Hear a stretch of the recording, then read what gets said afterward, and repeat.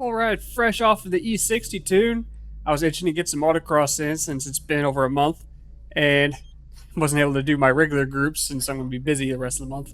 So here I'm at an SCCA event, where there was 105 drivers competing.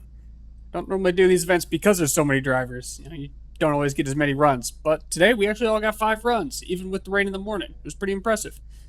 Now, couldn't really compare well with the pros and such at their full speed because they had to race in the rain, but my usual measurements, I was 1.5 seconds behind the usual Boeing folk, and today apparently was only a half second behind. So hey, there's something.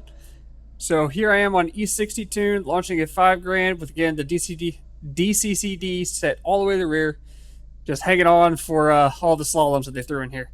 Enjoy. Ready? Go!